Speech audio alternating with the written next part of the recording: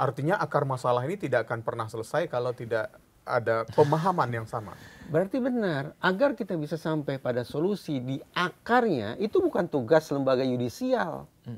Mungkin Kementerian Pendidikan, mungkin Kementerian Sosial, mungkin Komisi Perlindungan Anak Indonesia, anak atau Kementerian Anak. Tapi tadi kita pertanyakan, ini hakim sudah bikin putusan.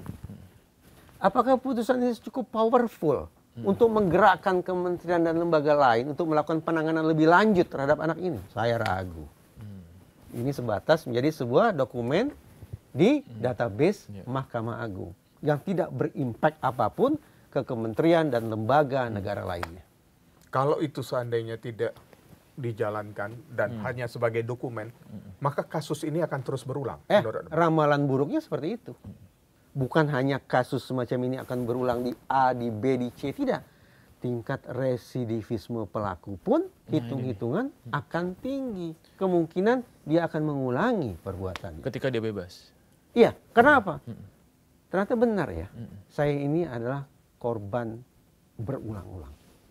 Bukan hanya teman, bukan hanya keluarga, bukan hanya guru, bahkan negara pun memviktimisasi saya. Dan dengan pemikiran semacam itu, dia masuk tahanan, dia ditahan, nah terus kemudian ketika dia keluar, dia akan berpikir untuk kita bikin lebih besar lagi misalnya. Lebih besar lagi. Residivisme kan berarti? Residivismenya akan tinggi. Ngeri juga ya kalau gitu. Ada artinya ya. Ada cara yang selain tadi itu untuk memutus mata rantai? Saya menduga nih, Mas Ike ini sudah mulai merasa capek membayangkan situasi ini. Sehingga pertanyaan barusan itu, seolah beliau sedang mencoba mencari penawar. Yang simpel apa sih obatnya? Tidak ada lah. Ini masalah rumit, masalah kompleks. Jadi silakan capek Mas Ike.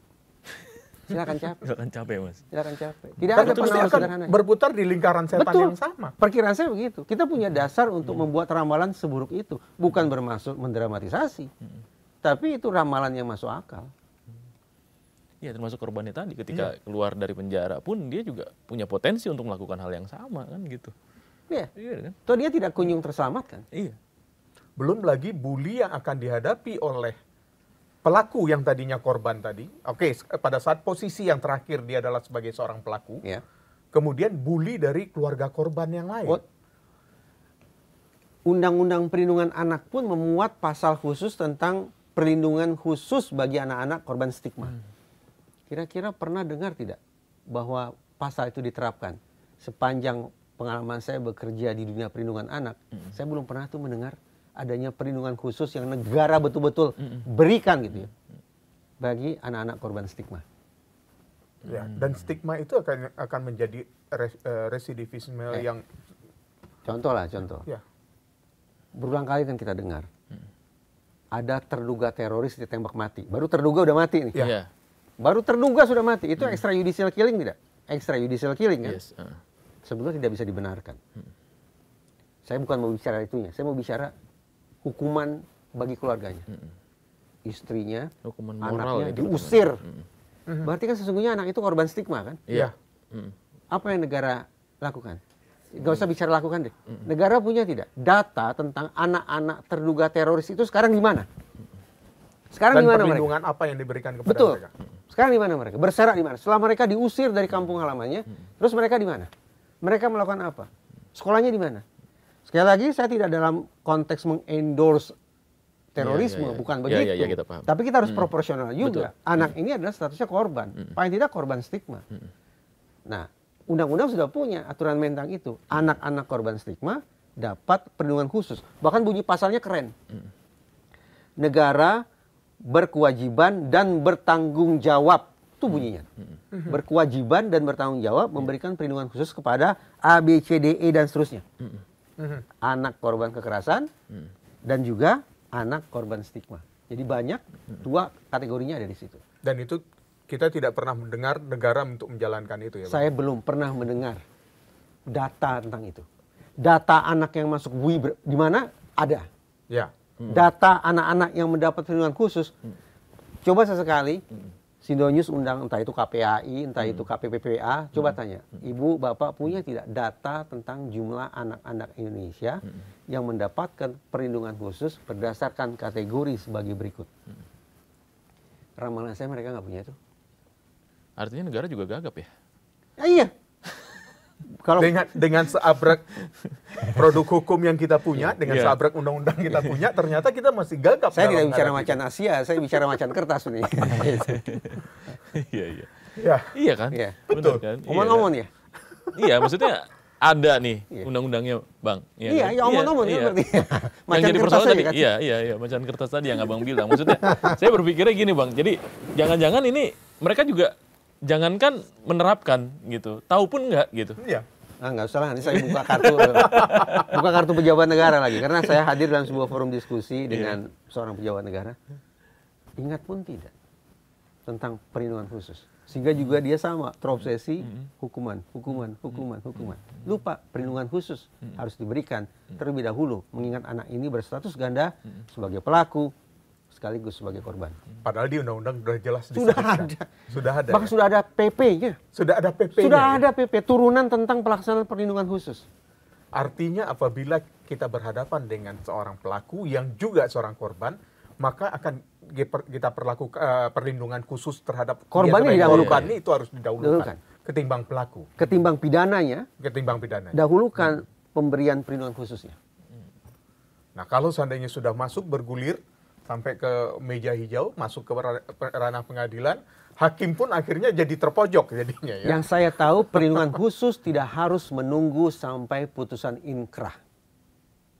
Artinya bisa Dari sekarang tanpa menunggu putusan hakim, korban bisa menagih negara. Wahai negara, ingatlah bahwa kalian punya kewajiban dan tanggung jawab. Itu bunyi undang-undangnya seperti itu. Kalau kemudian ditanya, negaranya siapa nih? Supaya tidak lempar-lemparan gitu kan. Urut-urutannya udah jelas. Pemerintah pusat, pemerintah daerah, dan lembaga negara lainnya. Jadi korban-korban ini jangan buru-buru protesnya ke camat, ke kepala desa, bukan. Dari urutan itu kita bisa pahami bahwa tagihan terhadap pelaksanaan perlindungan khusus kepada siapa? Pemerintah pusat dulu. Presiden, dalam kurung SEKU, mungkin Kementerian Perlindungan Anak, mungkin Kementerian Sosial. Iya. ini makin rumit. Memang rumit.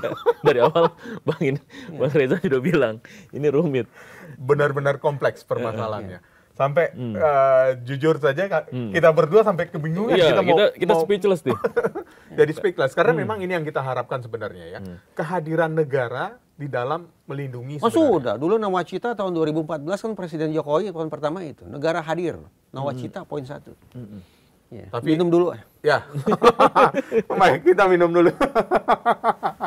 Aduh, Jangan. ini benar-benar yang paling Nanti jadi berat nyinyir. memang Iya. ternyata. Nanti jadi Benar-benar nyinyir, kompleks jadi nyinyir. permasalahannya. Negara hadir. Ya. Iya. Kalau dari riset-riset Atau paman hadir. dari riset-riset yang membaca, Iya. penyelesaian di luar negeri itu Sama, rumit memang. Rumit. ya. Tapi yang jelas mereka sudah punya kesanggupan untuk mengatakan ruang pidana terbuka. oke. Itu yang sedang kami perjuangkan, kami upayakan. Iya. Yayasan Lentera Anak dan Dompet Duafa perjuangkan bahwa wahai rakyat Indonesia, masyarakat semua, ini pidana loh. Dan ini loh cara yang bisa ditempuh. Dan ini harusnya digencarkan. harusnya ya. digencarkan. Sosialisasi seperti itu sehingga para anak-anak yang sekolah, kemudian bukan hanya anak-anaknya saja, guru Ya. dan penegak hukum pun jadi sadar hukum. Saya tidak membual ya, saya tidak membual. Setelah kami bikin forum itu kan selalu ada form feedback kan. Iya. Bisa dikatakan semua mengatakan ini beda. Dan ini membuka katup kesadaran tentang hukum. Kalau selama ini kita lebih disajikan pada pencegahan. Itu tidak salah, itu penting, tapi dengan situasi yang sudah separah ini kita realistis yuk.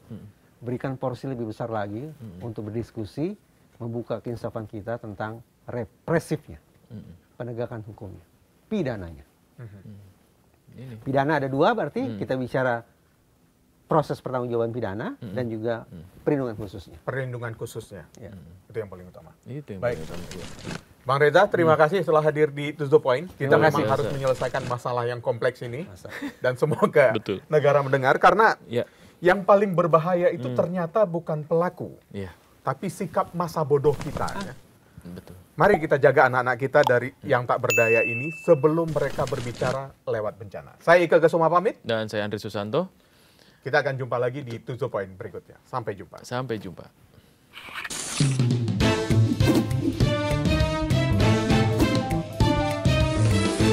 To the point aja.